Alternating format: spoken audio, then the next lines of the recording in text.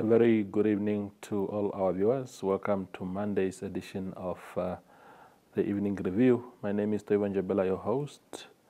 Let's have a look at some of the headlines in Tuesday's Namibian Sun.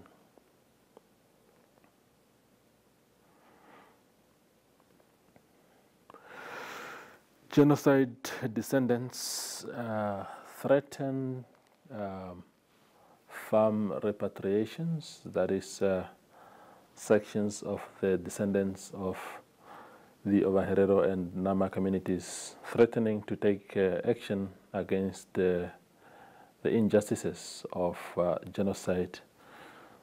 Details on that are in in Tuesday's edition of Namibian Sun. On a rather positive note, the agricultural sector has grown by 6% in the third quarter of the current financial year, despite the advent of COVID-19. That is some good news, of course. Details in Tuesday's edition of Namibian Sun.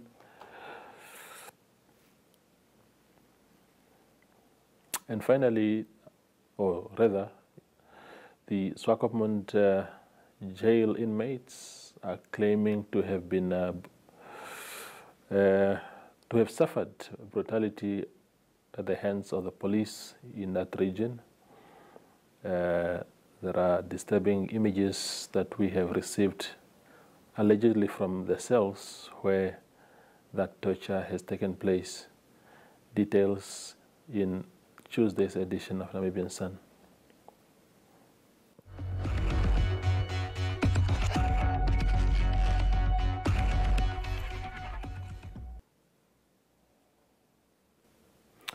Tonight in the studio we are joined by David Kaiko. He is a representative of very unhappy young people within the Ovaherero, Ovambanderu and Nama communities who are unhappy with the way the genocide negotiations have been going, particularly the offer that has been made so far of 18 billion Namibian dollars.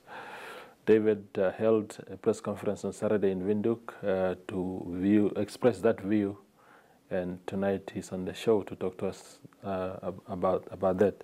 Welcome to the show, sir. Thank you, Steve, and good evening, the viewers. Wonderful. Give us a sense of what your pronouncement as a group was. As a matter of fact, maybe yes. Maybe tell us first who you were representing at that occasion, and in not so many words, what your key points were in that press release. All right, thank you, Toyo. Well, we know that negotiations between the two countries have been ongoing for quite some time now.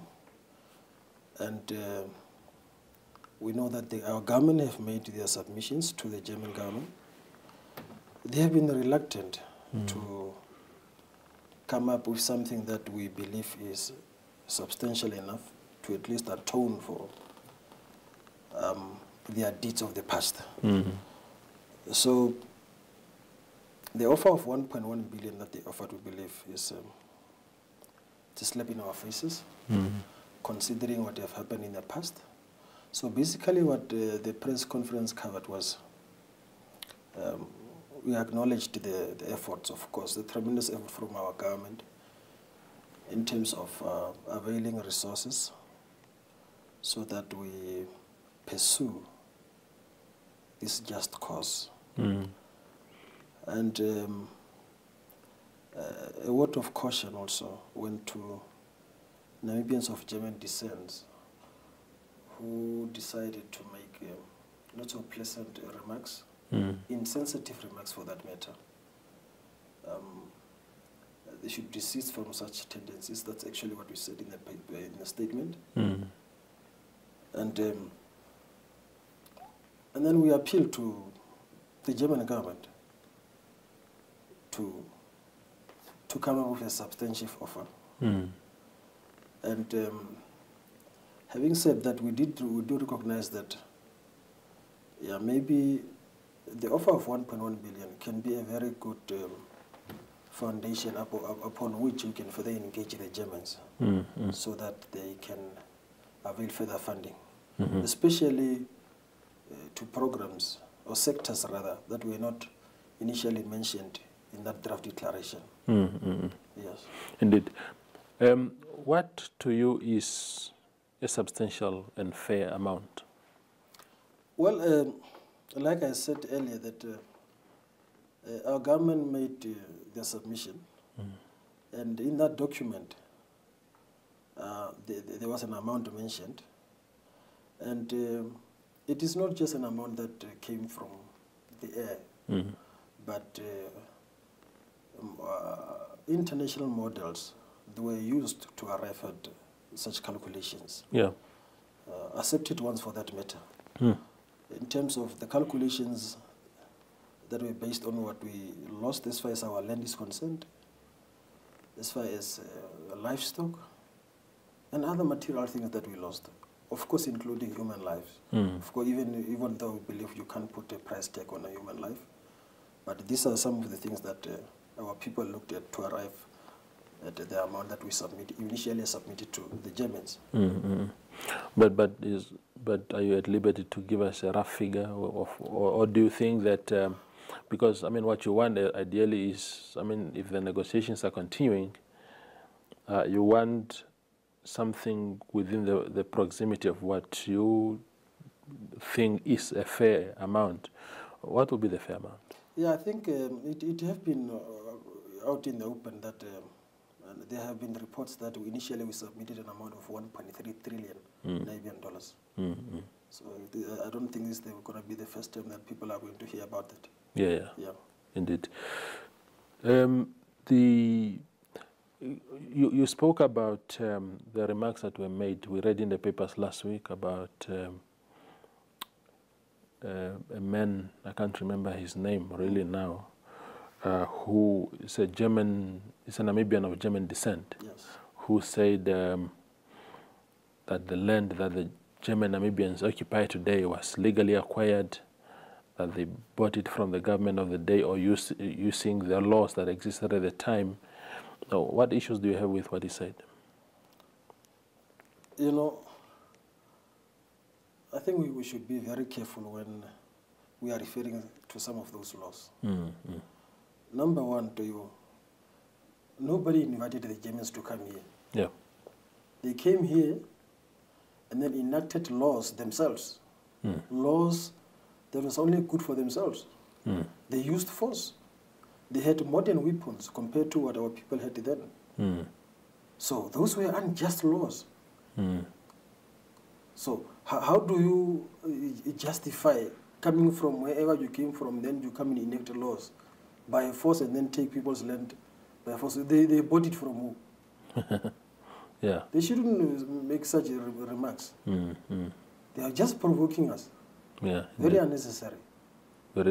Yeah. Look, I was surprised myself at the remarks. Look, I think the tone and everything, the posture was Arrogance. Yeah, it was really, you know, it was of somebody who didn't seem to give a damn, if I can put it that way, for a lack of better words. Yeah. So, and it's not the first time that similar remarks have been made. As a community, of course, we are all Namibians, and like I said, I was also touched by the remarks. But I'm sure for you, as a direct descendant community of that, I think, I mean, how do you feel as a community when remarks like that are made, not only last week, but even previously? Yeah, it is indeed true that it was not the first time, because I remember when it was reported that we had come to an agreement with the Germans, I heard another remark from a German-speaking Namibian that we should take the money because we just want to take from the Germans, and apparently we should accept what was offered. Not taking into consideration that the farms, most of our commercial farms here, are owned by the Germans. Where did they get it? Yeah. We don't own farms in Germany. Yeah. So it's going to, such remarks are going to provoke anger. And of course we don't want such to happen. but very, very unwelcome remarks. What is the role, because in your statement you also touched, you sort of called upon Namibians of German descent to also come to the party. What role typically can they play in this kind of negotiations? I'm not going to beat about the bush. I'm going to say it straight. Yes. Namibians of German descent have our land. Yeah. Yeah. We might be Namibians, all of us, but some people are Namibians by colonization. Yes. Yeah. So they have most of our commercial funds.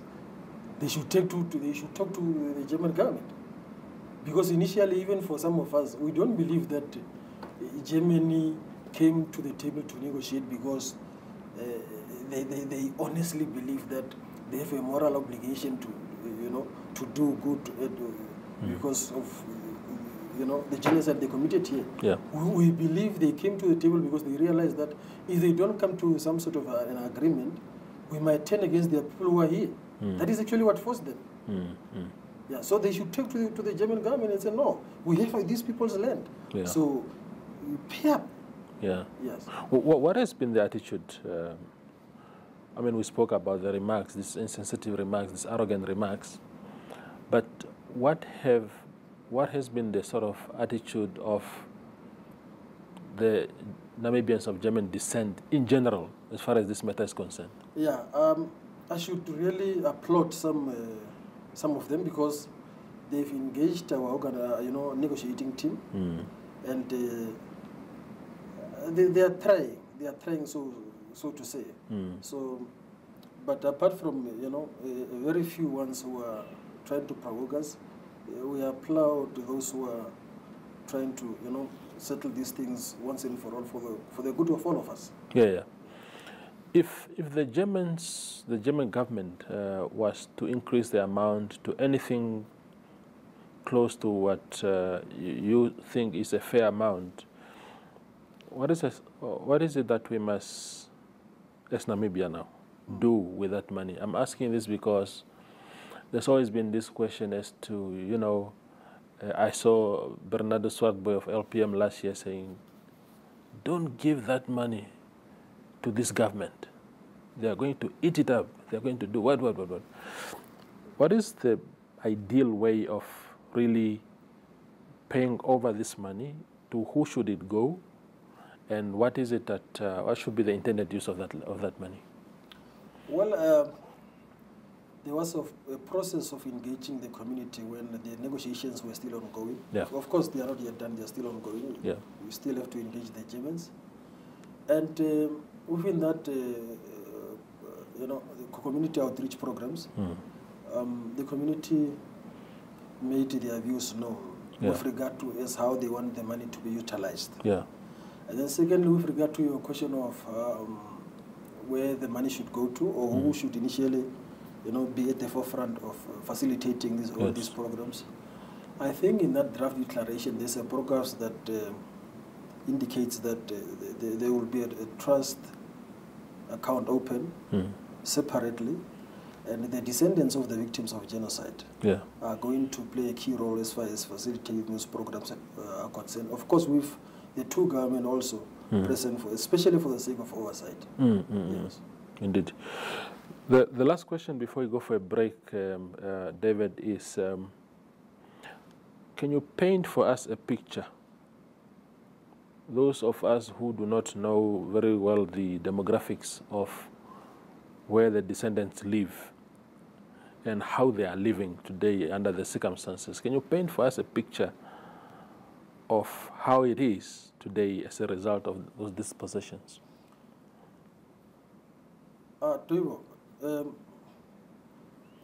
Before that, let me say this. We know, I think there's a bit of division in terms of those who are willing to forge ahead with this declaration, and then those who are saying the entire process should be restarted. The issue of class plays a role. Yeah. I'm starting now to get to your answer. Yes. The issue of class plays a role here. Why? Primarily because, especially the poor people,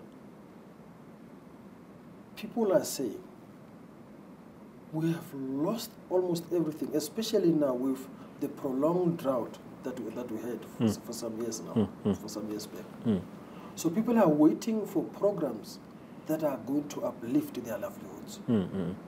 Now, somebody who is staying in Windhoek, for example, in a very nice 4-room bed house, getting a salary of 40,000, 50,000, 60,000, that person might say, I'm willing to wait for 5, 6, 10 more years for the negotiations to continue. But so let us take into consideration also that the issue of class comes also into play. Now, as far as the demographics are concerned, we know that the areas that were initially inhabited by the descendants of victims of genocide are regions like Kunene, Hartab, Karas, Omaheke, Shogonjupa. Did I mention Comas? Comas? Yeah, Comas, yeah. Shogonjupa. What is the there should be seven regions. Now I can't remember which one I did not mention, but initially it's 7 regions. So those are the regions that have been targeted, the regions in which those programs are going to be initiated. Yeah, indeed. We'll go for a quick break and return for the second part of the show. You're the apple of my eye, yeah. Need your sweetness to survive, yeah. Your tequila with the light, yeah. And you make me wanna stay.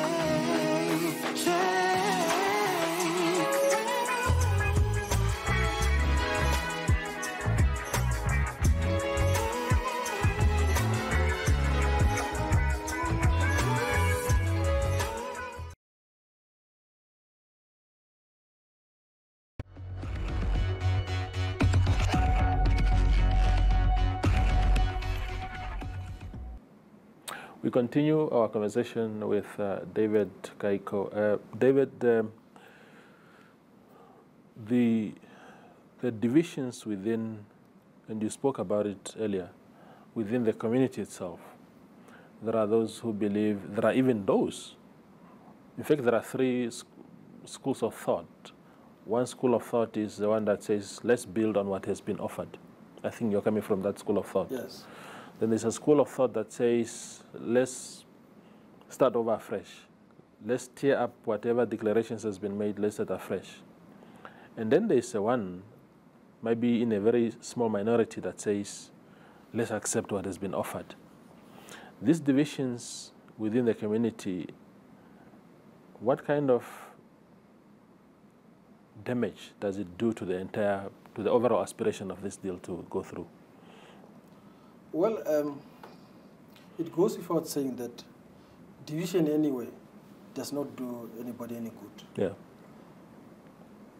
But a democratic country, different views, so it might turn robust at times, but it's a necessary discourse that we must have. So we must continue to engage one another, because people, of course, they will have different views. So there's nothing that you can do about that. Yeah. People will have opposing views or different views. So the only thing that we can do is to continue to engage one another and try and find common ground, so that we can, at the end of the day, have one position. Exactly. One thing that one question that I've posed to a lot of guests that speak on this subject is around,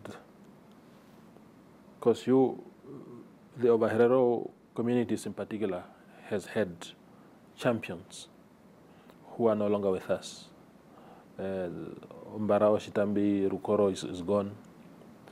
Kadenambo was an outspoken critic of the current issues around that, is gone. Kilas Nguvava of Ovambandero is gone. I mean, what kind of what kind of impact did this have on the momentum that has been created already, as far as this is concerned, and who are the new champions actually to take over these things? Thank you for your question, and we are looking for the new champions, of course. Yeah.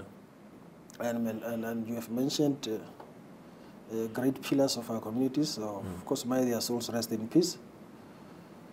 And the champions that we need now are people who are going to work towards the unification of our people. Yeah. And it might not be fair for me, for example, to say, no, we have a new champion and it is so and so. Yeah, yeah, of course. Because we know that those people that you have mentioned occupied, especially the two chiefs. Yeah. They were chiefs of their people, their communities. Yeah. So, and until, the communities designate, new chiefs, we'll keep waiting. Yeah, yeah. Yeah. Yeah. So in other words, you are saying also that essentially it's no longer, maybe we need to depersonalize the struggle and say it's not just surrounding one personality, but that that is a united front. Yes. It's a much better way. It's our fight. Mm. It's our fight, and it will do us good if all Namibians can stand in solidarity with us. Yeah. Like I said, and I think there's also a part of in my statement, not necessarily my statement, it's just that I write it out. Yeah. That says that we are blacks. Yes. We know who we are, and some of us have appealed to international bodies for assistance. Mm. Some of us are skeptical about those bodies. Yes. And I mentioned even the UN, that we are yet to see international bodies that truly work for the empowerment of the black man. Yeah, yeah. Yeah. So, most of the time they will, look, one good example is our independence. Yeah. We are independent politically, but do we have our land? Yeah. A process that was facilitated by the United Nations. Yeah. So at the end of the day, most of these international bodies, they will come up with some cosmetic arrangement in the name of empowering blacks. Yeah, yeah. Yeah. But at the end of the day, the economic sector will remain with the white people. Yeah, yeah. This is what's happening all over, Africa. Yeah, That's what they do. Indeed. Maybe in conclusion, then, David, there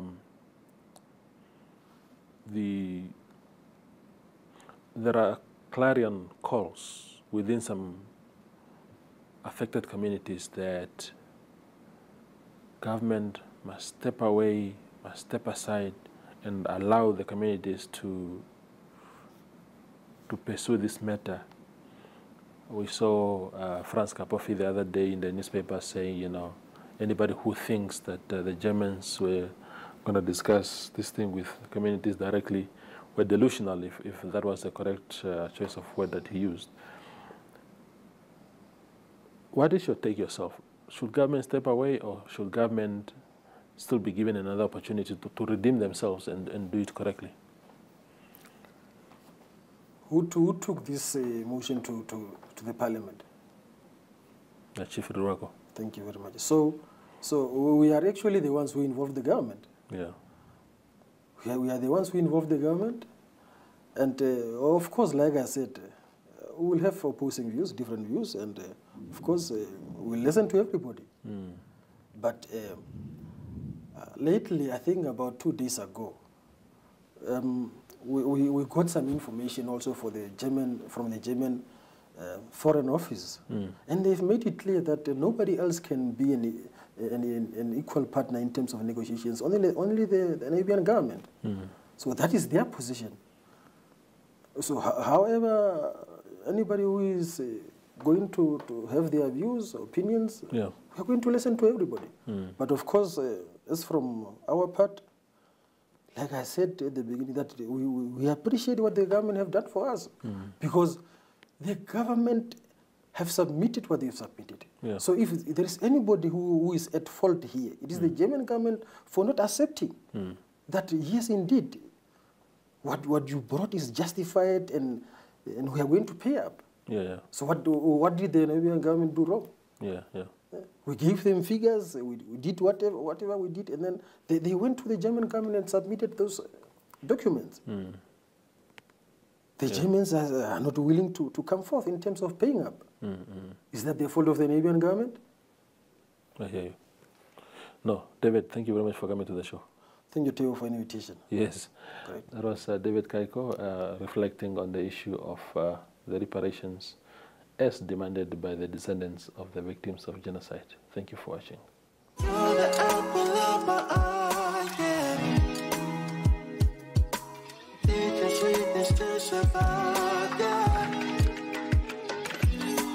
My tequila with the light, yeah.